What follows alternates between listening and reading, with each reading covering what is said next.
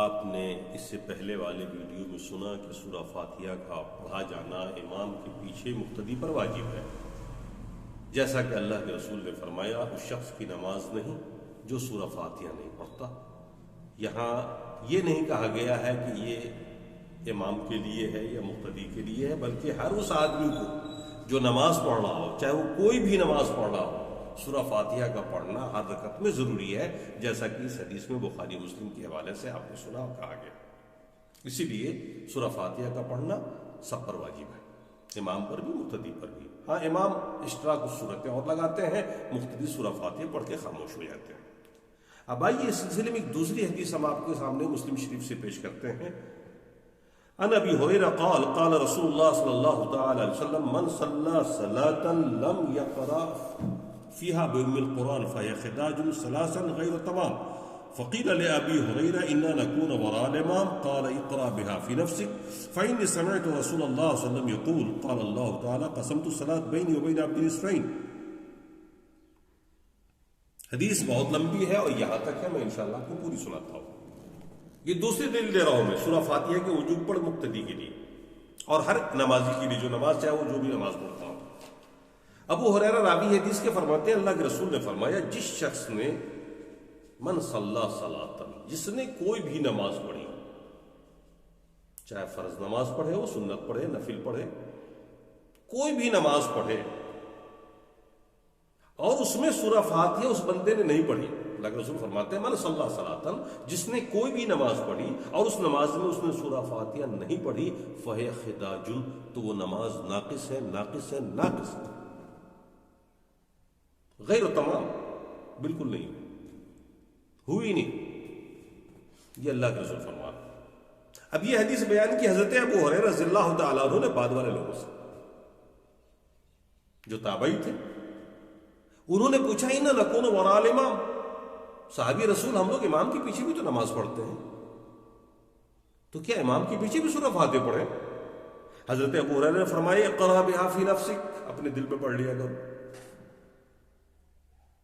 مطلب بلند آواز سے نہیں پڑھنا، مگر پڑھ لینا ہے تم کو اپنے دل میں آہستہ سے پڑھ لو۔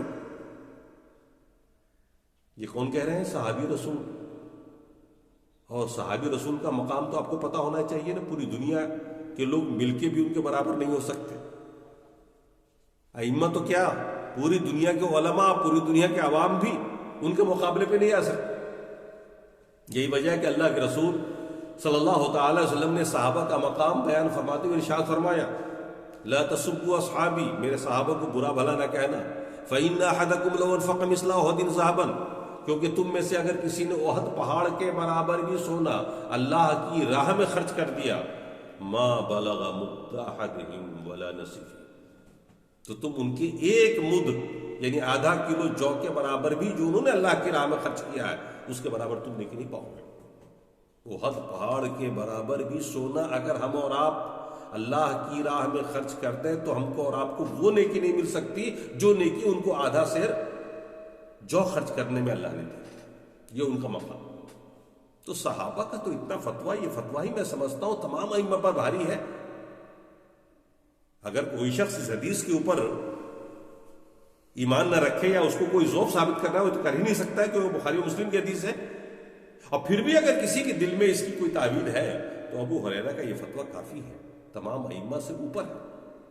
فرمایا گیا تھا، انہوں نے فرمایا اقرأ بہا فی نفسک، اپنے دل میں پڑھ لیا کرو۔ فإنی سمعت رسول اللہ صلی اللہ علیہ وسلم یقول، اب یہ دلیل جو حضرت ابو ہریرہ دے رہے ہیں نا، یہ بہت پیاری دلیل ہے، ذرا اس کو سن لیجیے۔ فرماتے ہیں حضرت ابو ہریرہ میں نے سنا اللہ کے رسول کو فرماتے ہوئے قسمت الصلاۃ بینی و بین عبدی نصفین، میں ایک بات بتانا بھول گیا، سورہ فاتحہ کا 18 نام ہے۔ سورہ فاتحہ جن کو ہم لوگ سورہ فاتحہ کہتے ہیں ان کا 18 نام ہے، ان میں سے ایک نام ام القرآن ہے جو اس سے پہلی والی حدیث میں آیا، جس میں اللہ کے رسول نے فرمایا من صلی صلاۃ لم یقرأ فیہا بأم القرآن، جس نے سورہ فاتحہ، جس نے کوئی بھی نماز پڑھی اور ام القرآن کو نہیں پڑھا، وہ ام القرآن سورہ فاتحہ، یہ پورے قرآن کی ماں ہے۔ اور یہاں جو اس حدیث میں صلاۃ کا لفظ، سورہ فاتحہ کا دوسرا نام سورہ صلاۃ بھی ہے۔ سورہ فاتحہ کا 18 ناموں میں سے ایک نام کیا ہے؟ سورہ صلاۃ۔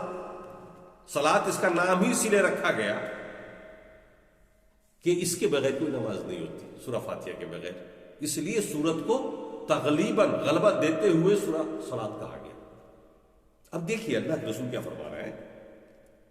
دلیل دی ابو ہریرہ نے کہ میں نے سنا ہے، میں نے کیوں کہا تم کو اقرا بہا فی نفسک، اپنے دل میں پڑھ لیا کرو. اس لیے میں نے تم سے کہا کہ میں نے سنا ہے اللہ کے رسول کو فرماتے ہوئے. اللہ کے رسول فرماتے ہیں قال اللہ تعالی، اللہ تعالیٰ نے مجھ سے فرمایا. یہ حدیث قدسی ہے. کیا فرمایا اللہ تعالیٰ نے اپنے رسول سے؟ قسمت الصلاۃ بینی و بین عبد نصفین، میں نے نماز کو بانٹ لیا، آدھا اپنے لیے آدھا بندے کے لیے. ظاہر سی بات ہے نماز تو بڑھتی نہیں، نماز تو ٹوٹل کے ٹوٹل اللہ کے لیے ہوتی ہے. مراد یہاں نماز نہیں ہے، مراد سورہ فاتحہ ہے. قسمت الصلاۃ، اللہ نے فرمایا میں نے سورہ فاتحہ کو بانٹ دیا ہے، آدھا اپنے لیے آدھا بندے کے لیے. سورہ فاتحہ میں آدھا یعنی الحمدللہ رب العالمین الرحمن الرحیم مالک یوم الدین ایاک نعبد و ایاک نستعین، یہاں تک آپ اللہ کی حمد و ثنا بیان کرتے ہیں، یہ اللہ کے لیے ہے. لیکن جب وہاں سے آپ آگے چلتے ہیں اهدنا الصراط المستقیم صراط الذین انعمت علیہم غیر المغضوب علیہم ولا الضالین، یہاں سے آپ اللہ سے اپنے لیے دعا کرتے ہیں، یہ آپ کے لیے. اسی بات کو اللہ نے فرمایا اپنے رسول سے کہ میں نے سورہ فاتحہ کو یعنی صلاۃ کو بانٹ لیا ہے، آدھا اپنے لیے آدھا بندے کے لیے. بولے عبد ما سال فاذا قال اللہ کے رسول نے فرمایا کہ اللہ نے مجھ سے فرمایا کہ بندہ جب کہتا ہے الحمدللہ رب العالمین، نماز کی حالت میں ایک مقتدی ہو یا ایک امام ہو یا تنہا آدمی جب حمد پڑھتا ہے الحمدللہ رب العالمین پڑھتا ہے اور کہتا ہے الحمدللہ رب العالمین، تو اللہ تعالیٰ فرماتا ہے فرشتوں سے حمدنی عبدی، میرے بندے نے دیکھو میری حمد کی. اور جب بندہ کہتا ہے الرحمن الرحیم تو اللہ فرماتا ہے اثنا علی عبدی، میرے بندے نے میری ثنا کی. اور جب بندہ کہتا ہے مالک یوم الدین تو اللہ فرماتا ہے مجدنی عبدی، میرے بندے نے میری مجد و شرافت بیان کی. اور جب بندہ کہتا ہے ایاک نعبد و ایاک نستعین، اے اللہ یہ ساری عبادتیں تیرے لیے ہیں، میں تیری ہی عبادت کرتا ہوں، تجھے سے مدد چاہتا ہوں، تو بندہ کہتا ہے، اللہ کہتا ہے ھذا بینی و بین عبدی، یہ میرے اور میرے بندے کے درمیان حد فاصل ہے. اور اب یہاں سے بندہ جو مانگے اللہ کہتا ہے میں اسے دوں گا. پھر جب بندہ کہتا ہے اهدنا الصراط المستقیم، اللہ ہمیں سیدھی راہ پر چلا، سیدھی راہ دکھا، صراط الذین انعمت علیہم، ان کے راستے پہ چلا، ان کی راہیں دکھا جن پر تیرا انعام و اکرام ہے، یعنی نبیوں، شہیدوں، صدیقوں، صالحین کا راستہ. اب کہتا ہے صراط الذین انعمت علیہم غیر المغضوب علیہم ولا الضالین، تو اللہ فرشتوں سے کہتا ہے ھذا لعبدی ولعبدی ما سأل، یہ جو کچھ بھی بندے نے مانگا ہے مجھ سے یہ میرے بندے کے لیے ہے، اور وہ جو بھی سوال کرے گا میں اسے دوں گا. اب یہ حدیث آپ کے سامنے پیش کی گئی مسلم شریف کی. آپ بتائیں اس پوری حدیث کو سننے کے بعد کیا لگتا ہے آپ کو کہ سورہ فاتحہ غیر ہے ہمیں دنیاوی بات چیت کی طرح؟ سورہ فاتحہ کے بغیر کوئی نماز نہیں ہوگی. یہ اس ذات بابرکت کا ارشاد ہے جس ذات نے آپ کو نماز لا کے دیا ہے. جن پر نماز فرض ہوئی، جن پر نماز کا حکم ہوا، اور جو نماز آپ کو لا کے دیا، وہ یہ کہہ رہے ہیں کہ سورہ فاتحہ کے بغیر کوئی